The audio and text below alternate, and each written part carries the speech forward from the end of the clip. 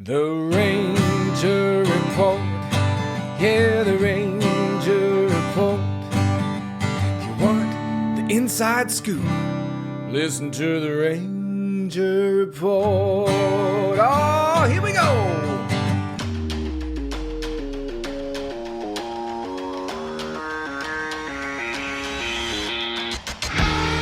This is the Ranger Report podcast. News, insights, predictions, interviews, and information about the Texas Rangers from the major leagues to the minor leagues.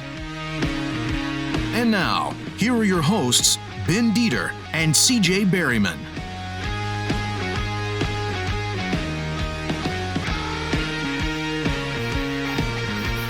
Hey everybody, welcome to the Ranger Report podcast. I am Ben Dieter. You can find me on Twitter at BDieter75.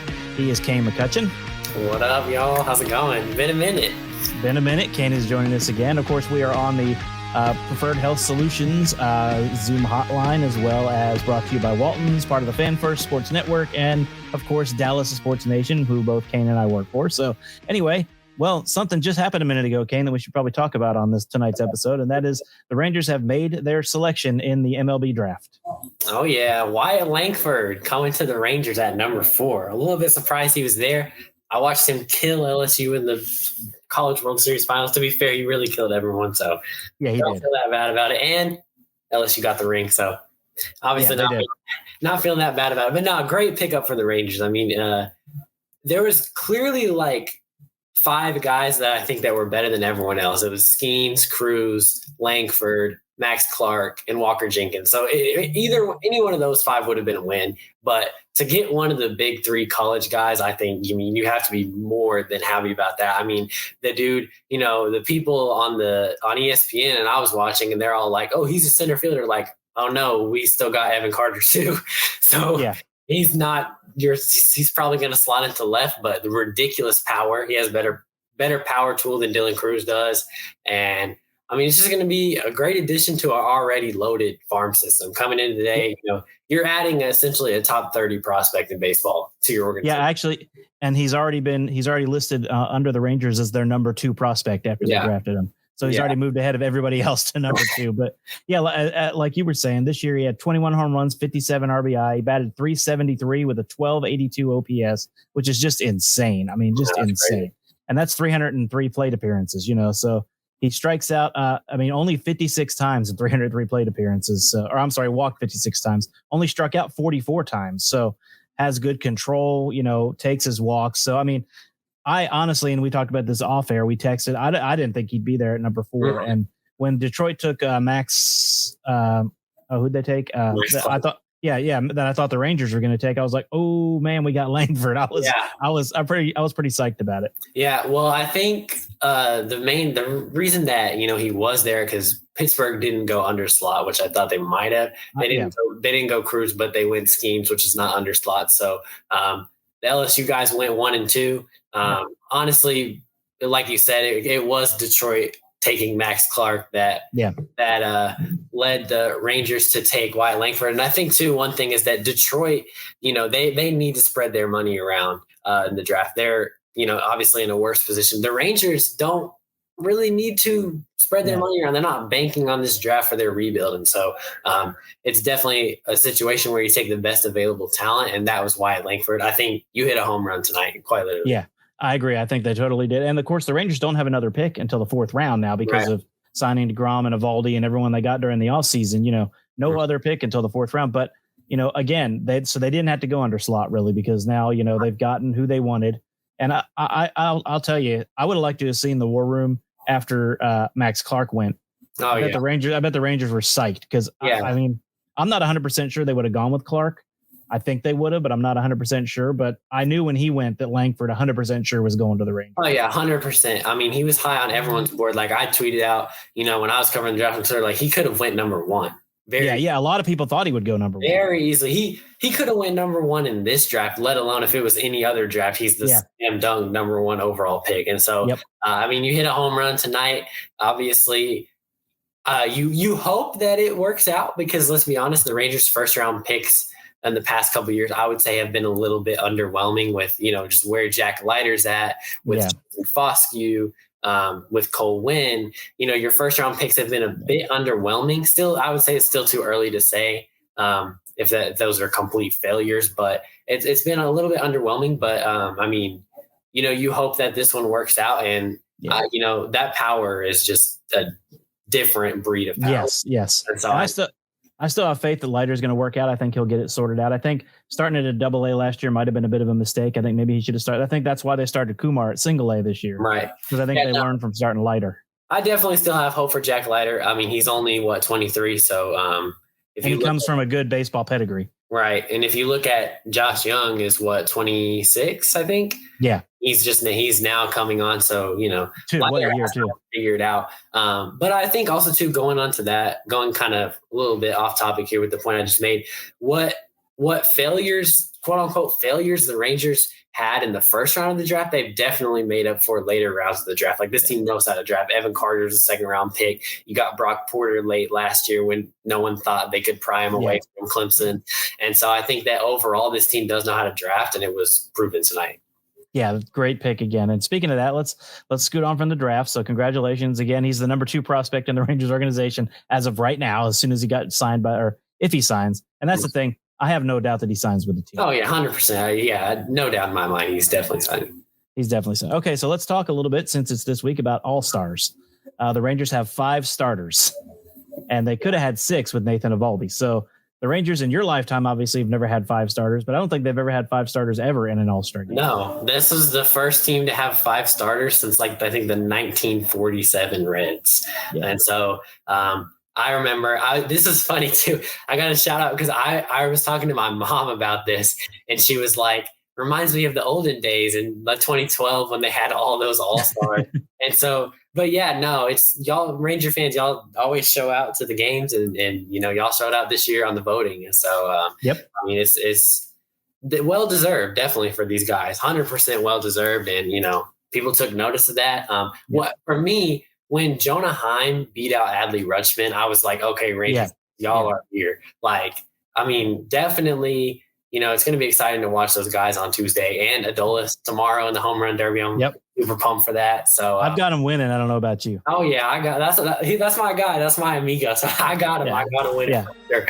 But no, it's going to be exciting to watch these guys get the national attention that they deserve. It's going to be a fun night for Rangers fans for sure. Fun tonight.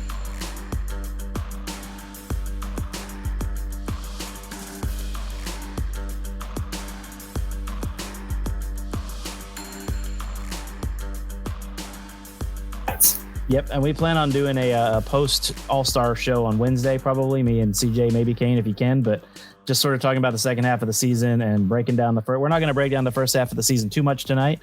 We'll do that after the All-Star game, but tonight we wanted to talk about the draft, a little bit about All-Star, because that's going to be a lot of fun. And then we got a few other things to talk about too, like trades, but we'll talk about that here in a minute. So anyway, but the All-Star game, the 5 starters is incredible. I always watch the All-Star game, but not closely. And I think this year will be a little different. And like you said, I'm shocked that the Rangers didn't have more starters back during that 2011 and 12, run where they were so good. But again, fans, I think it's just, we turned out better this time and we did our job and we got those boys in, but having all of them be starters to me was just incredible, but they've all earned it. I mean, every single one of them is leading the league in many things. 100%. Yeah. I'm not going to lie to you guys. I voted. I don't know if my vote counts, but I definitely voted. Oh, so did I. And so, yeah, y'all definitely, Ranger fans, y'all always show out. Y'all showed out this year, and now you get to watch, 5 of your players, 6 of your players play in the All-Star game. It's going to be crazy. Just wait. I was thinking about this too. Just wait until they announce the starting lineups, and it's from the Texas Rangers. Yep. But y'all deserve this, 6 straight losing seasons. And so it's going to be nice to see. Obviously, first half didn't end how you would have wanted it to, but I mean, you can look at this and be like, okay, we're in first place at the All-Star break. If I would have told you that before the season, I think you would have taken it. 100%. Yeah. So it's nice. I think you can go in at peace. Yeah, let's talk about that a little bit too, because the Rangers obviously had a fantastic first half of the season. They're in first place from bell to bell. The Astros came on a little bit, but they're also struggling right now. They lost 3 of their last 4 as well. So the Rangers have a 2-game lead, I believe, right now, or 2.5 games, depending on what the Astros do today. But like you said, if I'd have told you, in April, hey, by the way, the Rangers will be in first place at the All-Star break, and that's without Jacob deGrom. That's missing Corey Seager for a significant amount of time. That you would have told me that's with Travis Jankowski playing a major role on the team. You'd have told me I was a complete psycho. That there's no way. So right. I understand being upset about, losing 4 of the last 6 to 2 not very good teams. I mean, it's disappointing, but every team goes through spells like that. And right. I'd rather do it now than at the end of September when you barely have a lead in the division. Because I think the Rangers still win this division, and I think they win it pretty handily in the end. Yeah, 100%. I think that, look, if I would have told you before the season started, like we said, you're going to be in first place. Not only are you going to be in first place, but you're going to acquire Aroldis Chapman to come and solidify your bullpen. I think you would have taken that any day of the week. And so I know it's hard when you're, in the middle of something right now to kind of, look past it. They're in the middle of the stretch, but you know what? The Rays are also in the middle of a tough stretch, and quite frankly, worse than the Rangers have. I think today they had lost 7 in a row. Yep. And so the Astros were in a funk earlier. I mean, you're going to hit funks. Like, it just happens. Hopefully they can reset at the All-Star break and, push into the second half with some momentum. Got a good homestand. So yeah, I think as a Ranger fan, you should be at peace with where this team is at right now and more than happy with, how they're playing. I agree. All right, going forward, let's look. We're not going to talk 100% about it, but I just wanted to hit on some trade topics. I know out there today, I saw that Lance Lynn, the Rangers have been showing interest in their former player, Lance Lynn, who is a bulldog out there. Like that would be quite a pickup. And of course, Pittsburgh and the Rangers have been rumored a lot, for some pitchers from there. But the thing to me is, Rangers fans need to realize we're going to lose some guys you like, maybe even at the major league level. So talk a little bit, Kane, about what you think is going to happen or what you think could happen for the Rangers come up this trade deadline. Well, I think right now it's so incredibly hard to talk specifics. Yep. As far as who you're going to get, they need to make a trade. You can float guys like Lance Lynn, like David Bednar from the Pirates. Like, you can float those types of guys out there. But I think what it comes down to for now, and it's too early to talk specifics, but what it comes down to for now is that I think you need probably 2 more bullpen pieces and you need another starter. Yeah. To me, that's what it comes down to. Now, who that is, you've got to go out and you've got to, that comes closer to time. I think to me, it needs to be, the starter needs to be someone that is better than Andrew Heaney and Dane Dunning. Yep. Because I was talking to Ben, we were texting about this the other day. It was like, look at it from the perspective of a wild card series. If you don't win the division, if you're in a 1-1 series, I would personally right now want someone taking the ball other than Andrew Heaney and Dane Dunning. Someone an out, and external piece that's a little bit better than those guys. So I think you need that. And look what Seattle did last year with Luis Castillo. It doesn't have to be a rental. Chapman is a rental, obviously, from the bullpen, which that's another thing, because starters, I would be more, or relievers, I should say, I'd be more willing to go get rentals, because the bullpen just varies from year to year. Like, it even varies from month to month. Like, some guy can be on a tear for a month. Like, look at Joe Barlow. Like, he'll go on tears for months. Or look at the way Cole Reagan started the season, and then what happened to him. Yeah. Yeah, exactly. So I think I would be a little more willing to go rental on the bullpen. But if you're, looking for a starter, I think look at what Seattle did with Luis Castillo. I think you want something like that, someone that you can control, because I think a lot of times we forget that the Rangers are ahead of schedule. They're not supposed to be this good this year. No. They're ahead of schedule. And so I feel like as far as starter goes, you want to get someone that you can control. Bullpen varies year to year. Yep. So it's like, take your pick. That you want someone that at least will be here next year too, because DeGrom's not going to be back if after the All-Star break next year, but probably even later than that. So you're looking at a whole nother year without DeGrom. So whoever you get, he needs to be here for you the rest of this year and all of next year as well. Yeah, DeGrom is not going to be back until closer towards August, September next year. And so you need someone to fill that void. But yeah, I think a lot of people are arguing as to how many relievers the Rangers need. I think they need 2. I'm a big Grant Anderson believer, though. I am too. I really feel like they can get something out of him consistently. Yeah. I mean, he threw 4 scoreless innings yesterday. That was amazing. Yeah, that was amazing. That was amazing. And so I still really feel like there's something there with him. And like I mentioned, bullpen is, it gets hot and it gets cold just like pitchers do. Someone could heat up, I know it sounds crazy, but Jose Leclerc could heat up.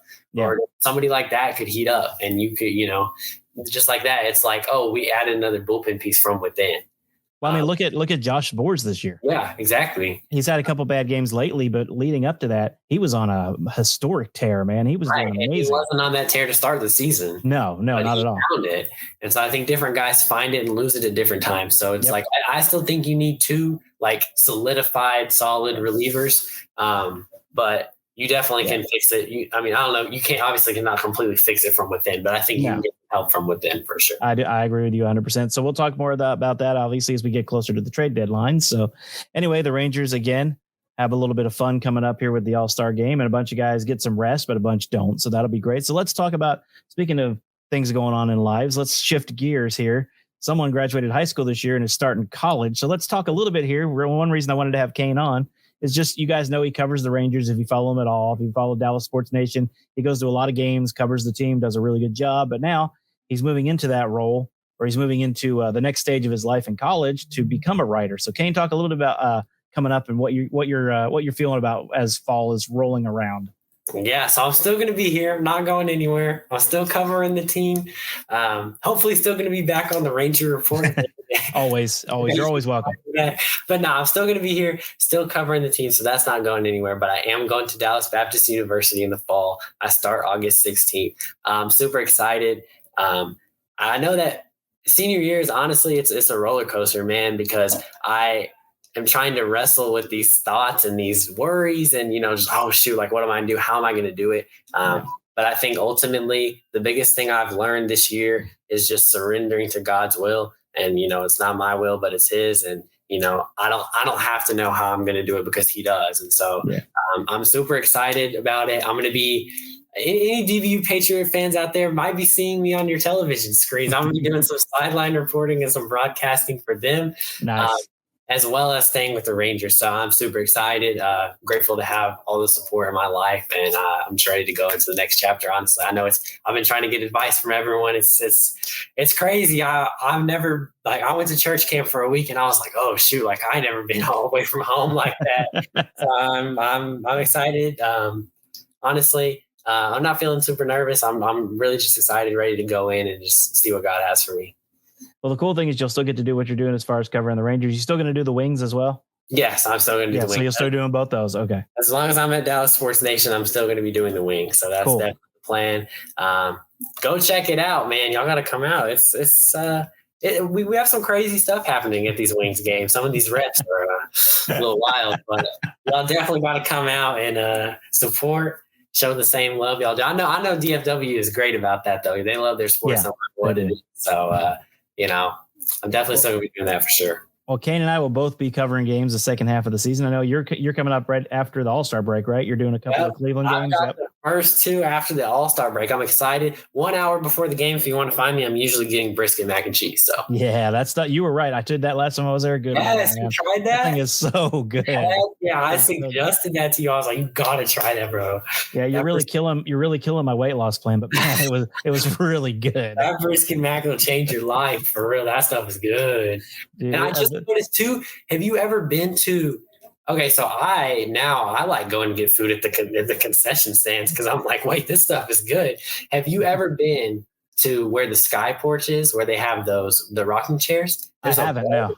There's a barbecue place in there, and I just discovered it, but it is so good. Like you can get like 1 meat, 2 meat plates. Like it's like a barbecue restaurant. I did not know about that. 10 out of 10, y'all. If you're like me, because when I went to games as fans, I never sat up in the 200 section. I always sat in the lower bowl. And so I was like, oh, all the good food's down there. Yeah. The barbecue place is smacking. Y'all got to go try it out. Nice. I did not know about that. Well, next year, my plan is to try to go to the media day where they show you all the new food. Mm-hmm. So I'm gonna try to go to that and try everything, and then start my diet after that. So, we'll see how that goes. Them Ranger games will change your diet for real. Oh, it's for real, real quick. Oh yeah, and your budget, but that's okay. We got the concession stand food is good. Food in the press box. Shout out the people that be feeding us all the time. Oh yeah. It's not bad at all. It's good stuff up there too. Oh yeah, but sometimes you got to get some brisket mac and cheese, man. Oh, all the time. That's where I'll be on Friday, an hour before the game. If you want to find me, brisket mac and cheese. Awesome. All right, well, that's about it for tonight, Kane. Thanks for joining me, man. Thank you for having me. And we'll do this again. All right, guys, that is the Ranger Report podcast. Y'all have a good one. Thanks for listening to the Ranger Report podcast. Find us on Twitter, Facebook, and at therangerreport.com.